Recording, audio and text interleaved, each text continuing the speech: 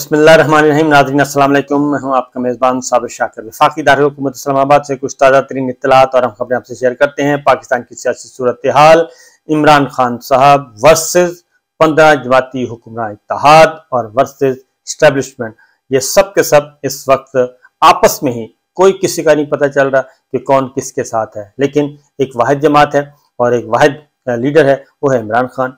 वो अपनी बात पे कायम है, डटा हुआ है, खड़ा है और वो फेस कर रहा है, मुकाबला कर रहा है। हुआ यह है कि इमरान खान साहब पे पाबंदी है और वो कहीं आ नहीं सकते। लेकिन कल पाकिस्तान पीपल्स पार्टी के जय्यद रहनुमा भी वो भी इमरान खान साहब के हक में आ गए और दीगर रहनुमा भी इमरान खान साहब के हक में आ गए और सेनेट में इमरान खान जिंदाबाद के नारे भी बुलंद हो गए, जो कि ये वो खबरें हैं जो कि आप कौमी ज़राए अबलाग पे नहीं देखते। और हमें कहा जाता है कि आप पाकिस्तान तहरीक इंसाफ को बहुत ज़्यादा कवरेज देते हैं और आप तरफदार हैं, लेकिन नहीं, ये बात नहीं है। हकीकत ये है कि इस वक्त पूरे कौमी ज़राए अबलाग पे और सैकड़ों टीवी चैनल्स हैं, हज़ारों प्रोग्राम हो रहे हैं और सब कुछ हो रहा है, लेकिन वहाँ पे सिर्फ एक जमात पे पाबंदी लगी हुई है और बाकी सारा सरकारी सच, सरकारी झूठ 24 घंटे चलता है और कंटेंट उनकी मर्जी का होता है, गवर्नमेंट का इदारों की मर्जी का होता है। उसमें सिर्फ पाकिस्तान तहरीक इंसाफ नहीं होती। तो इसलिए हम कोशिश करते हैं कि पाकिस्तान के अवाम को काउंटर नैरेटिव जो है वो दिया जाए, क्योंकि हम ज़ेर अताब भी इसलिए हैं कि जनाब हम एक ही तरह का हम भी वो काम नहीं कर रहे जो कि हमें कहा जा रहा है। तो लिहाजा जो पाकिस्तान के अवाम का हक है, 70% जो तमाम सर्वेज हैं वो पाकिस्तान तहरीक इंसाफ की बात सुनना चाहते हैं, इमरान खान की बात सुनना चाहते हैं। तो हम ये काम कर रहे हैं कि पाकिस्तान के अवाम को उन जो वो सुनना चाहते हैं उनकी खबरें जो हैं उन तक पहुंचाई जाएं। लिहाजा हम उसी असूल पे कारबंद हैं। और अब आते हैं, आपको सुनवाते हैं कि सेनेट में क्या हुआ, बिल कैसे फाड़े गए और खान साहब जिंदाबाद के नारे कैसे लगे और इमरान खान के बारे में जो बैरूनी जो पाकिस्तान के अवाम है वो क्या सोचते हैं और पाकिस्तान के कबाइल क्या सोचते हैं कि इमरान खान अगर होता तो आज ये हालात न होते। क्योंकि बाजोड़ में जो धमाका हुआ है वो कहा गया जी कि ये नैरेटिव फौरन एक धमाका होता है, अफसोसनाक होता है, उसमें जानी नुकसान होता है, हमारे जवान शहीद होते हैं, हमारे शहरी शहीद होते हैं, हमारे भाई शहीद होते हैं। उसके बाद सबसे पहले जो बयान बनाया जाता है, देखें जी इमरान खान ने ये कर दिया। इमरान खान ने क्या किया? इमरान खान ने तालिबान को के साथ बातचीत शुरू कर दी, इमरान खान तालिबान को वापस ले आया, इमरान खान तालिबान के साथ ये करता था, उसको तालिबान खान का नाम देना शुरू कर देते हैं, लेकिन बगैर किसी इंक्वायरी के, बगैर किसी। लेकिन अब ये पता चला ये जो बाजोड़ का हुआ धमाका, दहशतगर्दी का वाकया, वो दाइश का था, वो ISS का था।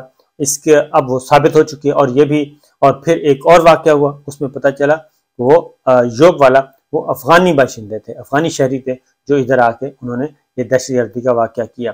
तो इस पे भी जो बाजोड़ में हुआ उसमें तकरीबन 54 हमारे 54 हमारे शहरी जो हैं वो शहीद हुए हैं और खैबर पख्तूनख्वा के हमारे भाई जो हैं वो शहीद हुए हैं और कुछ 100 से ज़्यादा ज़ख्मी हैं। तो उसके बारे में जो बनाया गया था वो तालिबान की बात की जा रही थी, क्योंकि तालिबान जो है वो फ़ौरन इमरान खान साहब पे हमला हो जाता है, लेकिन पता चला वो तो दाइश हैं और अब उस पर सरासीम की है। बहरहाल एक आपको सुनवाता हूँ सेनेट की कार्रवाई आज की, वो ज़रा सुनिएगा कि किस तरीके से इमरान खान जिंदाबाद के नारे लगाए और रज़ा रब्बानी साहब जो हैं वो कैसे आए, जरा सुनिए जी। हमने कहा वो कैसे कि आपने मुसलमानों का सबसे बड़ा लीडर इमरान खान जो मुसलमानों की आवाज उठाता था, उनको आपने रातों रात फारिग किया कुर्सी। And I think I am now wasting my time over here and I will tear up your bills. इधर आपको भी देता जनाब चेयरमैन, ये नई रिवायात डाली जा रही है और मुझे तो ऐसा महसूस हो रहा है कि पाकिस्तान पीपल्स पार्टी ने मुझे यहाँ पे भेजा था to the senate of Pakistan, लेकिन अनफॉर्चुनेटली मुझे ऐसे लग रहा है कि ये सेनेट में नहीं भेजा गया, लेकिन मुझे किसी राजवाड़े में भेज दिया गया, जहां पे मेरी आंखों पे पट्टी हो, मेरे हाथ बंधे में हो और जो मिनिस्टर साहिबान कहें या जो कैबिनेट से पास होके आ जाए वो कहें कि दिन है तो मैं कहूं दिन है, वो कहें रात है तो मैं कहूं रात है। मेरी right as an individual member to move an amendment against a law according to my conscience and my dictate is being taken away from me for the last 10 days. Janab Chairman, I come from the legacy of Shaheed Zulfikar Ali Bhutto, who tore up the UN resolution and said that I am wasting my time. And I think I am now wasting my time over here, and I will tear up your bills. I come from the legacy of Shaheed Mohtarma Benazir Bhutto, who stood up with courage and fortitude for her rights. And my rights as an individual parliamentarian are being mauled, Mr. Chairman. I am bound by party discipline according to Article 63A. And there is no party line that has been given to me with reference to this bill. जनाब chairman, फिर आप क्या करना चाह रहे हैं? आप पास करना चाह रहे हैं, आप कर दें पास। मैंने आपको सुबह अमेंडमेंट्स दी, आपको सेक्रेटेरिएट को, they should have been circulated नहीं हुई तो मैं क्या करूं?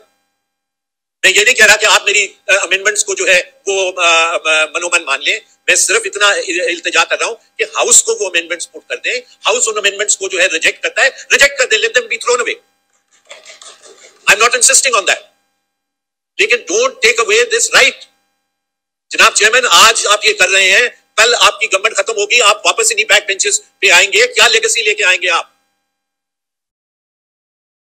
जनाब chairman, we are setting bad precedents. माजी में भी ऐसे होता आया, अब 2 हाथ आगे हम जा रहे हैं।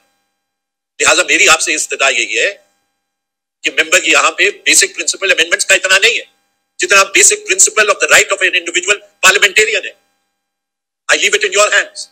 Thank you Raza sahab. बजावड़ का जो इशू है ये पहला इशू नहीं है सर, ये पिछले 40 सालों से एक्सफाटा में और पश्तूनख्वा में ये खूनी खेल शुरू है और कोई इसका दावा नहीं कर रहा है सर। कोई जो 17,000 के करीब जो कह रहे हैं कि हमने इस वार ऑन टेरर पे हमारे 17,000 लोग शहीद हुए, ये वो लोग शहीद नहीं हुए, ये पश्तून शहीद हुए थे, शहीद हुए हैं और भी होंगे सर। यहाँ पे जब कोई मुलाजमा पे टॉर्चर होता है या कोई मुलाजम पे कोई ये होता है या कोई लड़की को छेड़ते हैं तो सर दिन रात हमारी मीडिया जो है ना लगी रहती है उनको, और हमारे खून का जो है ना इनके पास कोई एहसास नहीं है सर। इस तरह के एहसास मरहूमियत जो है ना बड़े बड़े हादसे को जन्म लेती है। और हमारी सर अफगान पॉलिसी क्या पॉलिसी है सर? आपने जब से आपकी 15 महीने की हुकूमत आई है पीडीएम की, साथ में हमारी जेयूआई मौलाना उसका सदर भी है, और उसको जो भेजते हैं टाप के लिए तालिबानों के साथ या अफगानिस्तान के तालिबान, तो एक मिनिस्टर ऑफ स्टेट बेचारी वो तालिबानों के बीच में बैठ जाती है। और बिलावल जरदारी को जो 50 से ज्यादा दौरे कर चुके हैं बाहर दुनिया के, उसको ये तौफीक नहीं हुई कि ये अफगानिस्तान में जाए और तालिबान के साथ बैठ जाए सर। अब हमारे ऊपर अल्लाह ने ऐसे हुक्मरान भेजे हैं। मुझे याद है कि शहबाज शरीफ जब पंजाब का चीफ मिनिस्टर था तो लाहौर में जो धमाके किए, खुदकश हमले हुए, उसका हम पुरजोर मजम्मत करते हैं। और क्या कर सकते हैं सर? शहबाज शरीफ ने क्या कहा? शहबाज शरीफ ने कहा कि मेरे तालिबान भाइयों, खुदा के वास्ते पंजाब पे हमले न करो, इधर उधर करो।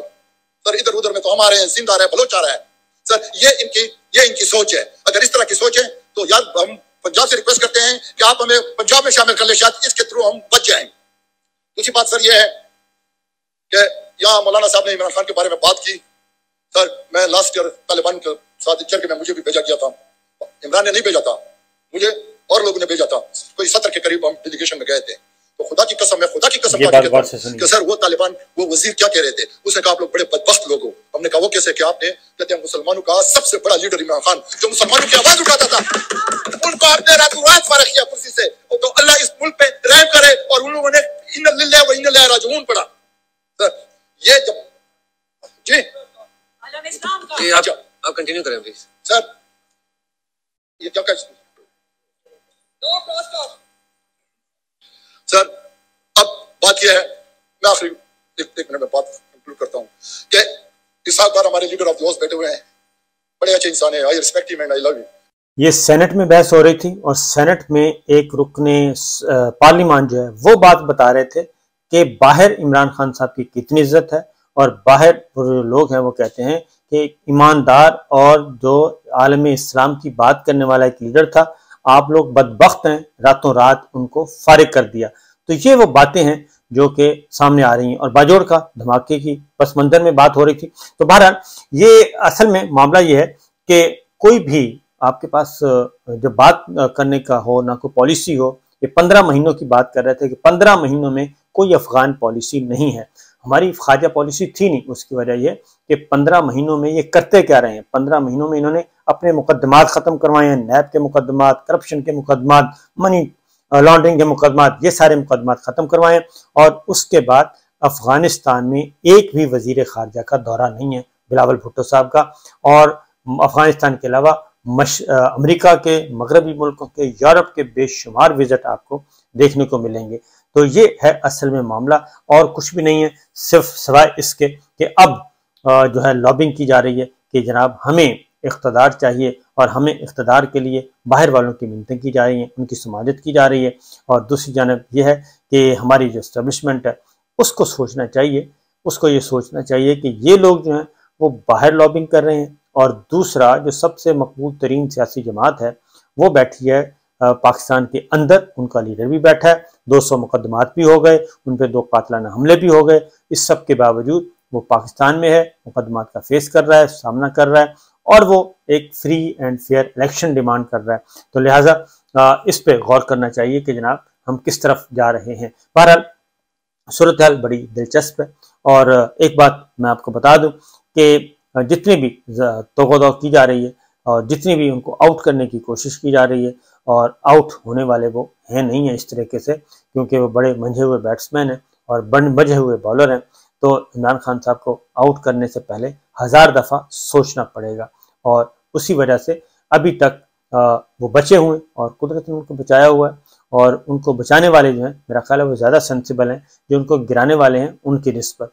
तो लिहाजा कोशिश करनी चाहिए कि हम उस एक्सट्रीम पे ना जाएं, क्योंकि पॉलिटिकल पार्टीज़ को ज़ाया करके एक हाइब्रिड सिस्टम लाने का कोई फ़ायदा नहीं होगा। हाइब्रिड सिस्टम पहले भी नाकाम हो चुके और आइंदा भी नाकाम होंगे।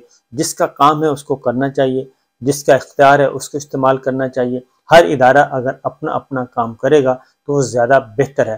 तो बहरहाल अगले 3-4 दिनों में मामलात क्या रुख इख्तियार करते हैं अंदाज़ा हो जाएगा, लेकिन इमरान खान साहब की डिस्क्वालिफिकेशन और उनकी क्वालिफिकेशन, उनको नाअहल किया जाएगा या नहीं किया जाएगा, उनको सज़ा होगी या नहीं होगी, ये बहुत बड़ा क्वेश्चन है।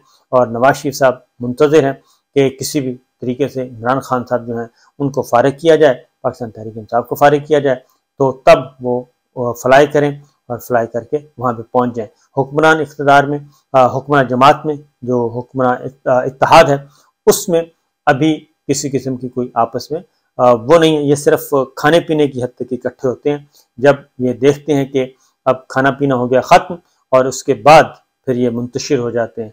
तो अब ये उसी सिचुएशन में जा रहे हैं।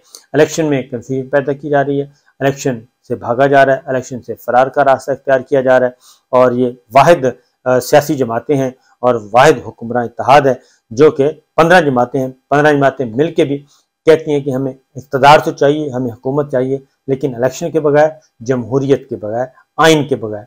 तो ये होता नहीं है, माजी में भी नहीं हुआ और आइंदा भी इंशाल्लाह नहीं होगा। इजाज़त दीजिए, अल्लाह हाफ़िज़।